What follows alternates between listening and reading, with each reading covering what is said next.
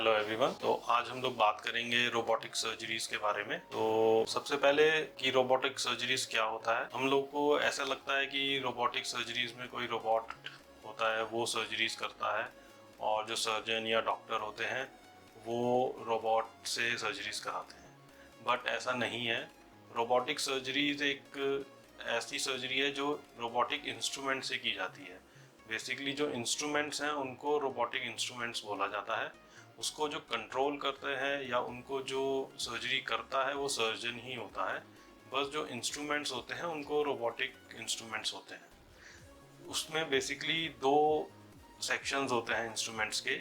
एक होता है जो पेशेंट के पास या पेशेंट के सर्जरी में काम आता है, वो इंस्ट्रूमेंट होते हैं। और एक दूसरा सेट होता है जिसको हम बोलते हैं कंसोल, जहाँ पे कि सर्जन उनको इंस्ट्रूमेंट्स को कंट्रोल करता है। तो सर्जन्स कंसोल पे बैठ के उन इंस्ट्रूमेंट्स को कंट्रोल करता है, और जो सर्जन स्टेप्स करता है वही स्टेप्स रोबोटिक इंस्ट्रूमेंट्स पेशेंट्स पे सर्जरी करता है। सो पूरा 100% कंट्रोल सर्जन के पास होता है।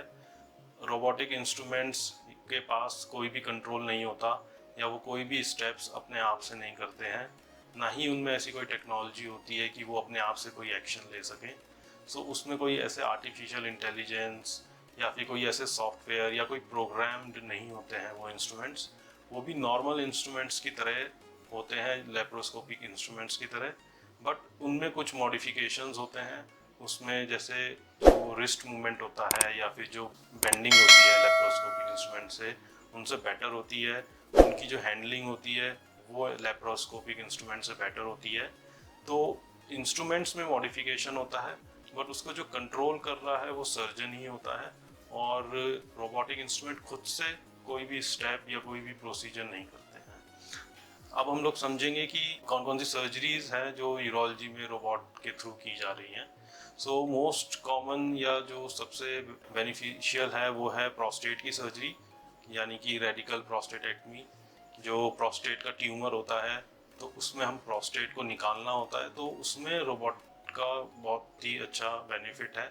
सो रोबोटिक सर्जरीज यानी कि प्रोस्टेट सर्जरीज में रोबोट काम आता है। या फिर कोई ट्यूमर, किडनी ट्यूमर है, उसमें अगर किडनी निकालना है या ट्यूमर निकालना है तो उसमें रोबोट का इस्तेमाल होता है। तो ये है यूरोलॉजी का। दूसरा, कुछ सर्जरीज होती हैं जिसमें रिकंस्ट्रक्शन करना होता है, जैसे यूरेटर रिकंस्ट्रक्शन होता है, या यूरेटर को ब्लैडर से जोड़ना है। जहाँ पे भी सूचरिंग का काम होता है यूरोलॉजी में, वहाँ पे रोबोट का अच्छा इस्तेमाल या अच्छा बेनिफिट होता है। दूसरा, ट्यूमर में मैंने बताया, सूचरिंग में मैंने बताया। तो इन दो चीज़ों में जितनी भी पेल्विक सर्जरीज हैं, पेल्विक सर्जरीज यानी प्रोस्टेट से रिलेटेड या फिर यूरिनरी ब्लैडर से रिलेटेड, या फिर कोई भी सर्जरी जो यूट्रस से रिलेटेड है, पेल्विक ऑर्गन्स जितने भी हैं उनसे रिलेटेड जो भी सर्जरीज है, उनमें रोबोट का काफ़ी अच्छा बेनिफिट है। और जितनी भी रिकंस्ट्रक्शन सर्जरीज हैं, जैसे कि सूचरिंग जिसमें इन्वॉल्व है, जैसे किडनी का कोई पाइलोप्लास्टी हो रही है या फिर यूरेटर को रीइम्प्लांट करना है ब्लैडर में, उन केसेस में भी रोबोट का अच्छा बेनिफिट है। अब हम लोग बात करेंगे कि रोबोटिक सर्जरीज के क्या बेनिफिट होते हैं। तो रोबोटिक सर्जरीज में एक तो ब्लड लॉस कम होता है, क्योंकि जो रोबोटिक कैमरा होता है वो काफ़ी मैग्निफिकेशन में फील्ड को दिखाता है, या फिर जो सर्जन का व्यू है वो काफ़ी मैग्नीफाइड होता है। तो उससे ब्लड वेसल्स अच्छे से डिलिनिएट हो जाता है, दिख जाते हैं। तो उनको ब्लड वेसल्स को अच्छे से कंट्रोल किया जा सकता है, तो इसलिए ब्लड लॉस बहुत कम होता है। दूसरा है प्रिसीजन सर्जरी का। जैसे भी कोई भी सर्जरी हो रही है, उसमें अगर मैं कोई स्टेप लेना है, तो अगर हम नॉर्मल इंस्ट्रूमेंट से कर रहे हैं या फिर नॉर्मल लेप्रोस्कोपी इंस्ट्रूमेंट से कर रहे हैं तो उसमें उतना प्रिसीजन नहीं आएगा। बट जो कि रोबोटिक इंस्ट्रूमेंट, मॉडिफाइड इंस्ट्रूमेंट्स होते हैं, उनकी जो मूवमेंट्स होती हैं वो काफ़ी अलग होती हैं नॉर्मल इंस्ट्रूमेंट से, और जो उसमें मैग्नीफिकेशन है, तो ये सारे फैक्टर्स मिला के उस जो सर्जरी का प्रिसीजन है, जो उसकी सर्जरी की क्वालिटी है, वो काफ़ी बढ़ जाती है। तो जैसे सूचरिंग करना है या फिर ट्यूमर को निकालना है, उस केस में बहुत अच्छे प्रिसीजन जो होता है वो सर्जरी का काफ़ी बढ़ जाता है। इसका एक ड्रॉबैक क्या है रोबोटिक सर्जरी का? ड्रॉबैक है इसकी कॉस्ट। तो नॉर्मल सर्जरीज से कंपेयर करें तो इसकी लगभग 2 से 3 लाख रुपए इसकी कॉस्ट बढ़ जाती है।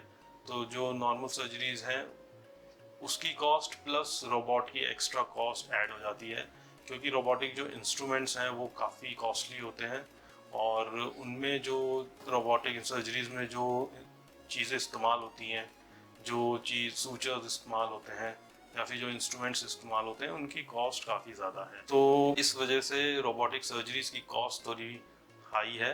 बट अगर देखा जाए तो ये कॉस्ट है, ये हैं उसके मुकाबले काफ़ी कम है। इसके बेनिफिट्स ज़्यादा हैं सर्जरीज के, जैसे प्रिसीजन, ब्लड लॉस मैंने बताया, रिकवरी जो होती है पेशेंट की वो भी इसमें काफ़ी जल्दी होती है, क्योंकि रोबोटिक इंस्ट्रूमेंट से इतनी ज़्यादा इंजरी नहीं होती आसपास के टिश्यूज़ को। तो हीलिंग में बहुत फ़ायदा होता है पेशेंट को, पेशेंट जल्दी रिकवर करता है, उसके टिश्यूज़ की हीलिंग जल्दी होती है। तो इस वजह से जो उसकी कॉस्ट है वो उतना ज़्यादा डिसएडवांटेज नहीं रह जाती, जो हम लोग बेनिफिट्स उसके हैं उसको अगर देखें तो। Thank you.